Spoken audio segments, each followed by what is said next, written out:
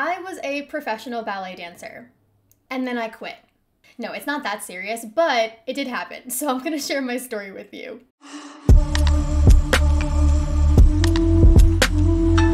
Hi, my name is Sarah, and yeah, I was a professional dancer. I no longer dance as a career now, but it was a huge part of my life. I just wanted to share my story because I know for a fact that there are other dancers watching right now who are going through their own professional journey, or maybe they're also thinking of leaving ballet, and I know that just hearing someone else going through a similar experience is always helpful, and so hopefully this helps at least one person. I do have to say that sitting and telling this story to the camera, I know for a fact it's gonna be so awkward and so hard for me to do, so bear with me as we get through it together, okay? I will be posting a lot more videos on this channel regarding my ballet experience and all different sorts of things. So if you like that kind of content, make sure to subscribe and stay tuned for some more videos. So obviously in any career, there are positives and negatives, and I really felt that a lot in the dance world because there were a lot of positive memories and experiences that I made as a dancer, but also some not so positive times and difficult things that I went through, and I think that every dancer can relate in some way. But I'm gonna just share my story from the beginning and let's get into it, I guess. So typical, dancer kid, I was like maybe 4 and my mom decided to sign me up for ballet classes. I did like, ballet tap, all the little kid things. Little did she know I would end up doing this for many, many years of my life. So as I progressed in my dance career, I moved into like competition style dancing. I always say like dance mom stuff, you know what I'm saying? And I really loved that. I mean, it was so fun. Listen, it's a lot of stress to put on a little kid, like to go to competitions like this and then get like rated by a judge. But I guess it was normal to me at that time. But looking back, it is a little weird. But I had so much fun doing this. I loved like contemporary and jazz. I was a very jazzy little kid. It was just really fun and I made so many friends doing that. So the director of that school, my competition studio, she was actually a Rockette. And when I was, I guess, 13 years old, she encouraged me to audition for the role of Clara in the Radio City Christmas Spectacular. And as an ambitious kid, of course I was like, yes, I would love to do that. Let's go, let's sign up. So I did, and that was one of my first professional auditions ever. And it was in pointe shoes, which at that time, I really wasn't doing all that much ballet. And I think I was only in pointe shoes for like a year. So it was a little out there for me, but hey, I did it anyways and I survived. Now this story is really special to me because not only was it one of my first professional auditions, but it was also one of my first professional rejections. Many more of those to come, don't worry. I made it all the way to the last round of the audition process and then they cut me, which of course as a kid is really hard to deal with, and I was really upset. But instead of letting that stop me from dancing and going after what I wanted, I actually used that as fuel because I really, really wanted the part. And so I decided to ask my parents if I could train at a ballet school so that I could get better at ballet technique in addition to my fun competition dancing. Somehow they agreed to say yes, and from that point forward, I was doing both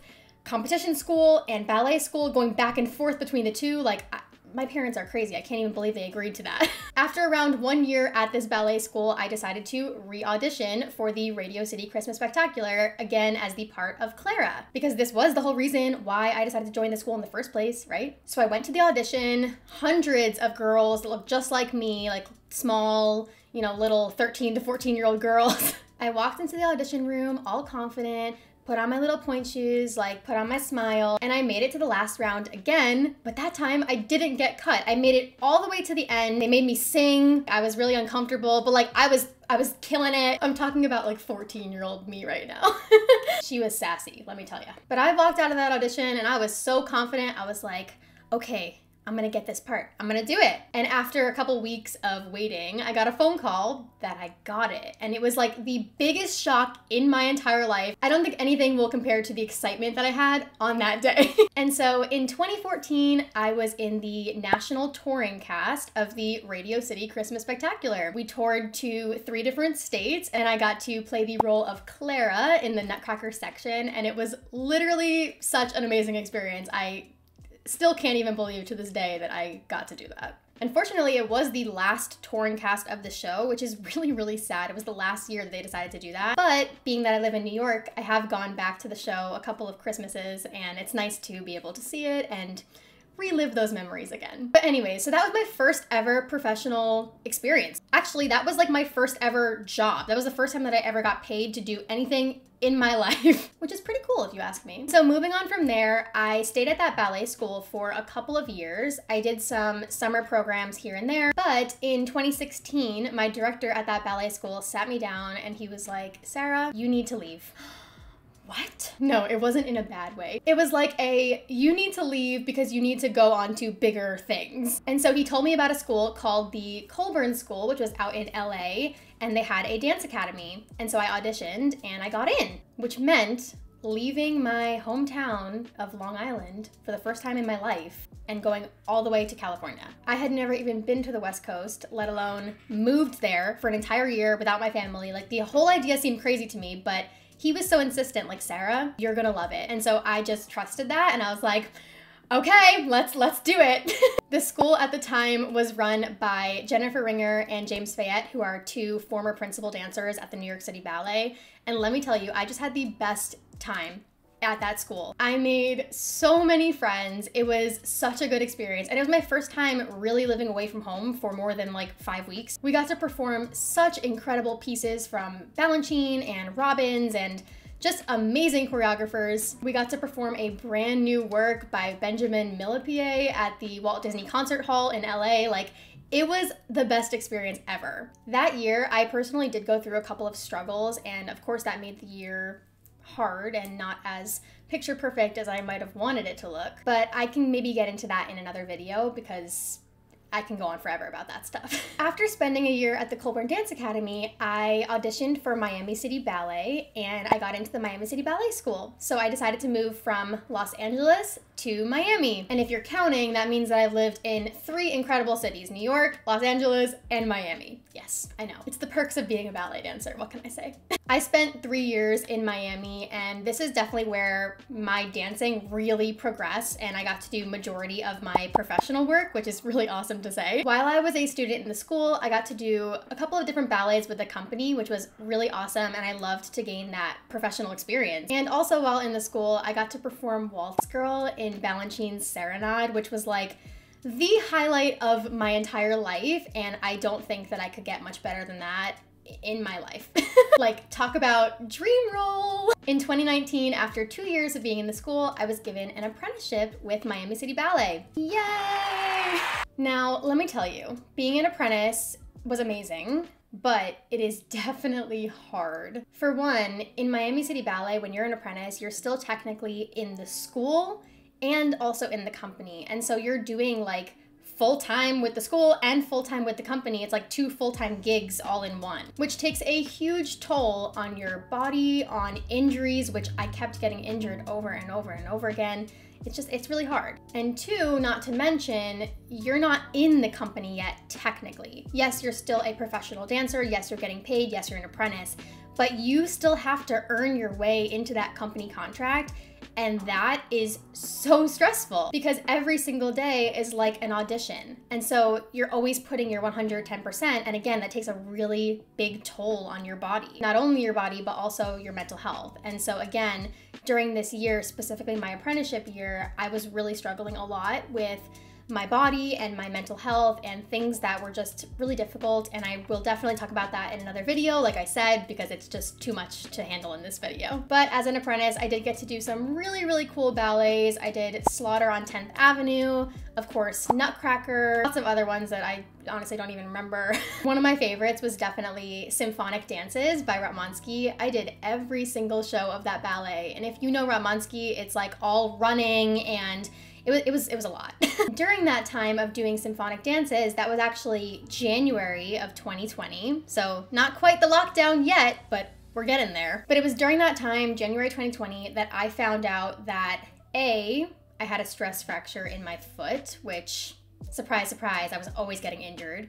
And also B, I didn't get a contract to Miami City Ballet, which was obviously really difficult on both aspects because I, of course, was really hoping to get a contract with that company. And now that I didn't have a contract, I was also injured. I was in a lot of pain. I was performing every single weekend with the company doing symphonic dances. And now I also had to add auditioning on top of all of that. So it was just a lot. And again, my mental health, my physical health was really, really taking a toll. Somehow, by some miracle, I managed to get a couple of auditions in before my foot was like completely done. I did 5 auditions, and the last audition, I literally fell to the ground while doing a variation because my foot couldn't take it anymore. And so I said to myself, Sarah, this is it. Like, if you get a contract, great.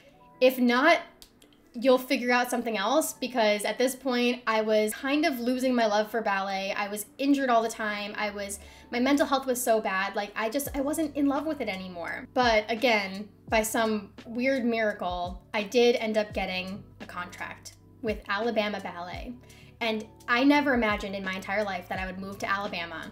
But now I was faced with the dilemma of, do I continue dancing or do I stop? If I continue dancing, I'm moving to Alabama. If I stop, I don't know what the heck I'm gonna do next. And although I was not really loving ballet anymore and I knew that I was kind of over it, it was a really hard decision to make. Like I didn't know which one to go with, and ballet was really all I'd ever known. So ultimately I did decide to move to Alabama and start my life over in a brand new city after living in Miami for 3 years. So the lockdown happened, the world shut down.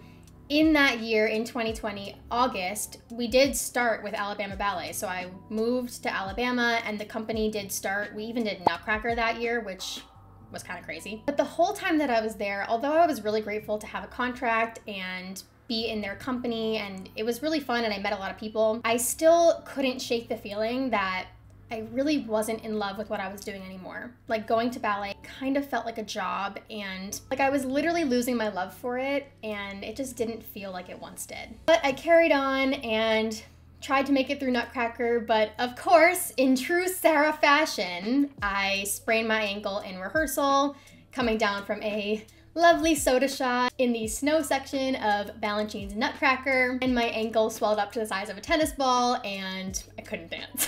So that was quite a bummer, but it was kind of a blessing in disguise because it gave me one last chance to really think, do I want to continue doing this or do I want to explore other passions in my life? Every single time that I was injured, I was able to have more time to try other things. Because when you're in the studio for 8 hours a day, it's really hard to try other hobbies, see other things that you might like. But when you have that time to slow down, then you're able to explore new passions, and I think that's really amazing. Because during that time, in the beginning of 2021, after Nutcracker, after my injury, when I was taking a break, I decided to start my own business. At the time, I was already in college for marketing and advertising and all that sort of stuff. And so I started to slowly dive into the world of social media marketing. And I'm definitely not gonna get too much into that in this video, only because I have an entire other channel dedicated to sharing social media tips. You have a whole other channel where I talk about social media tips and my journey as a social media manager, like all that stuff. So I will leave that channel in the description if you want to check it out. I am forever grateful for discovering social media marketing because that was what allowed me to feel comfortable leaving ballet because I had another passion and just fully went for it. I really am so grateful for the crazy journey that I went through as a dancer. There were a lot of ups and I had so many really, really awesome experiences, but there were also a lot of downs and things that I don't love to think about so much and remember, and that's really hard. Unfortunately, it's a career that is very difficult, and that's why it's a career that most people wouldn't even imagine doing, because it does take a toll on your physical health, your mental health. It is difficult. And so if you are currently dancing and you're watching this, I want you to remember to just take care of yourself, because I know for a fact that there are so many dancers that aren't doing the work to take care of their body and to take care of their mind and your mental health. And that is so, so crucial if you want to continue doing this for a really long time. If you're on the other side of that spectrum and you're like me, maybe you have already left the ballet world or you're thinking of possibly leaving, I just want you to know that it's okay. You are not a failure for trying new things. I can tell you that I am so much happier now than when I was dancing, even though I could have never imagined saying those words in a million years. Just take the journey one day at a time. There's no rush, and you do things at your own pace. I hope you enjoyed hearing my story a little bit. Hopefully I wasn't too awkward. But I am excited to share more about this stuff, so let me know in the comments if there's anything specific that you want me to talk about. I know for a fact that I want to talk more about the transition from dancer to non-dancer and what that looks like, as well as some of the, you know, mental health things and also some fun things. Like, I don't want to just be deep all the time. Like, I also want to talk about the fun stuff. With all that being said, I just want to thank you so much for watching the video. If you did enjoy it, make sure to click the like button because it lets me know that you enjoyed the video and I can continue making more videos just like this one. And of course, if you're not already, make sure to subscribe because I'm going to be having new videos coming out every single week. From the bottom of my heart, thank you so much for your support. It really means the world to me, and I hope to see you in another video. Bye! Okay, hopefully that was good.